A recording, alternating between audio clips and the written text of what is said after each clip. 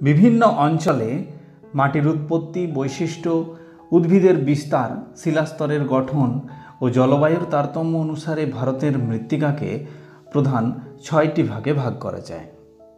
পলিমাটি, কৃষ্ণ মৃত্তিকা, লোহিত মৃত্তিকা, ল্যাটারাইট মৃত্তিকা, মরুমাটি এবং পার্বত্য মাটি। প্রথমে আলোচনা করব পলিমাটি নিয়ে। এটি ভারতের সর্বপ্রধান মাটি।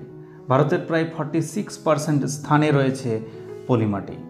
সিন্ধু, গঙ্গা, ব্রহ্মপুত্র সমভূমি, দক্ষিণ ভারতের নদী অববাহিকা ও বদ্বীপ এবং পূর্ব ও পশ্চিম উপকূল অঞ্চলে এই মাটি বিস্তৃত।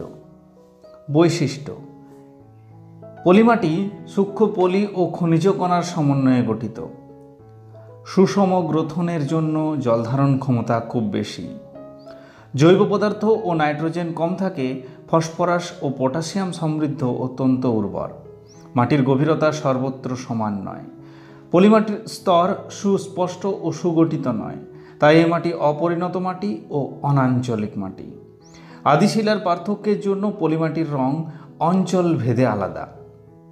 উৎপন্ন ফসল: এই মাটি খুব উর্বর, তাই কৃষিকার্যে এটি বিশেষ উপযোগী। ধান, গম, পাট, আলু, শাকসবজি চাষ হয়। উপকূলের মাটিতে তরমুজ, শশা, কাজু বাদাম চাষ হয়ে থাকে। ২. কৃষ্ণ মৃত্তিকা বা কালো মাটি। ভারতের প্রায় 17% অঞ্চল জুড়ে রয়েছে কৃষ্ণ মৃত্তিকা। মহারাষ্ট্র, মধ্যপ্রদেশের পশ্চিম অংশ, গুজরাটের দক্ষিণ অংশ, তেলেঙ্গানার উত্তর পশ্চিম অংশ, কর্ণাটকের উত্তর ও তামিলনাড়ুর উত্তর অংশ জুড়ে কৃষ্ণ মৃত্তিকা বিস্তৃত। বৈশিষ্ট্য: ব্যাসল্ট শিলাজাত এই মাটিতে টাইটানিয়াম অক্সাইড ও জৈব যৌগের প্রাধান্যের জন্য মাটির রং কালো। পলি ও কাদার ভাগ বেশি হওয়ায় জলধারণ ক্ষমতা অধিক। সূক্ষ্ম মন্টমরিলোনাইট কাদার জন্য আর্দ্র অবস্থায় খুব চটচটে এবং শুষ্ক অবস্থায় শক্ত ও ফাটল ধরে। এই মাটিতে পটাশ, লোহা, চুন, অ্যালুমিনিয়াম, ম্যাগনেসিয়াম কার্বনেট থাকে, তাই কৃষ্ণমাটি উর্বর। স্থানীয় তেলেগু শব্দ রেগুড়া বা রেগাড়ার নামানুসারে এ মাটির নাম হয়েছে রেগুর। উৎপন্ন ফসল: তুলো বা কার্পাস চাষ খুব ভালো হওয়ায় একে কালো তুলো মাটিও বলে। এছাড়া আখ, তামাক, ডাল, ভুট্টা, চীনাবাদাম, তৈলবীজ, মিলেট ও পেঁয়াজ চাষ হয়। ৩. লোহিত মাটি। সমগ্র তামিলনাড়ু, ঝাড়খণ্ড, ওড়িশা ও ছত্তিশগড়, মহারাষ্ট্রের দক্ষিণাংশ, মধ্যপ্রদেশের ও কর্ণাটকের পূর্বাংশ, তেলেঙ্গানা দক্ষিণ পূর্বাংশ, পশ্চিমবঙ্গের বীরভূম, বাঁকুড়া, উত্তর পূর্ব ভারতের পার্বত্য ও মেঘালয় মালভূমির 11% স্থানে লোহিত মাটি দেখা যায়। বৈশিষ্ট্য: আদি গ্রানাইট ও নিচশিলা আবহবিকারগ্রস্ত হয়ে লোহিত মাটির সৃষ্টি হয়। লোহার পরিমাণ বেশি থাকায় এই মাটির রং লাল। ফসফরাসের পরিমাণ বেশি, কিন্তু নাইট্রোজেন, চুন ও হিউমাসের পরিমাণ কম বলে লোহিত মাটি অনুর্বর।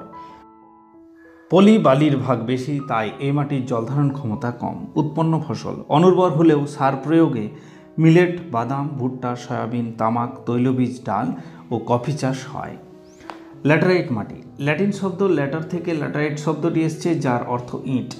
কর্ণাটক, কেরল, তামিলনাড়ু, অন্ধ্রের পূর্বঘাট, পশ্চিমঘাট পর্বত, ঝাড়খণ্ডের পশ্চিমবঙ্গের মালভূমি, মেঘালয় মালভূমি, আন্দামান নিকোবর দ্বীপপুঞ্জ অর্থাৎ ভারতের প্রায় 8% অঞ্চলে এই মাটি দেখা যায়। বৈশিষ্ট্য: পৃষ্ঠস্তর থেকে ক্ষারীয় অক্সাইডগুলি নিম্ন স্তরে স্থানান্তরিত হওয়ায় মাটি অম্লধর্মী। লোহা, অ্যালুমিনিয়াম অক্সাইড হল মাটির প্রধান উপকরণ, এর জন্য মাটির রং লাল, তবে বাদামি ও হলদে রঙেরও হয়ে থাকে। চুন, পটাশ, ফসফরাস, নাইট্রোজেন খুব কম। জৈব পদার্থহীন মাটি অনুর্বর হয়। সেস্কুই অক্সাইডের জন্য মাটির উপরিভাগে এক কঠিন আস্তরণ গঠিত হয়, একে ডুরিক্রাস্ট বলে। কাঁকরের মতো বড় দলাযুক্ত ও মৌচাকের মতো গর্ত সমন্বিত বলে এর জলধারণ ক্ষমতা কম। উৎপন্ন ফসল: এটি কৃষির অনুপযুক্ত। জলসেচ দ্বারা কিছু চা, কফি, রবারের চাষ হয়। মরুমাটি। ভারতের প্রায় 4.32% স্থানে রয়েছে মরুমাটি। রাজস্থানের মরুভূমি ও তৎসংলগ্ন পাঞ্জাব, হরিয়ানা, গুজরাটে মরুমাটি দেখা যায়। বৈশিষ্ট্য: মরুমাটি বালি সমৃদ্ধ, তাই এই মাটির জলধারণ ক্ষমতা কম। এই মাটির রং বাদামি, হলুদ ও হালকা হলুদ। অধিক বাষ্পীভবনের জন্য মাটিতে ক্যালসিয়াম, ম্যাগনেসিয়াম, সোডিয়াম, লবণের ভাগ বেশি ও লবণাক্ত ধরনের। জৈব পদার্থ থাকে না বলে মাটি অনুর্বর প্রকৃতির। উৎপন্ন ফসল, জলসেচের মাধ্যমে এই মাটিতে গম, যব, মিলেট, তুলো, ডাল ও তৈলবীজ চাষ করা হয়। সবশেষে আলোচনা করব পার্বত্য মাটি। হিমালয়, পশ্চিমঘাট, নীলগিরি পার্বত্য ভূমি এলাকায় 8.7% অঞ্চলে রয়েছে পার্বত্য মাটি। বৈশিষ্ট্য: পার্বত্য মাটি জৈব দ্রব্য ও বালি সমৃদ্ধ, অম্লধর্মী। বালির আধিক্যের জন্য ধূসর বর্ণের, তবে কালচে ও বাদামি রঙেরও হয়। পটাশ, ফসফরাসের পরিমাণ কম, তাই এই মাটি অনুর্বর প্রকৃতির। উৎপন্ন ফসল: সার প্রয়োগে চা, কফি, বিভিন্ন মশলা, তামাক, সিংকোনার চাষ হয়।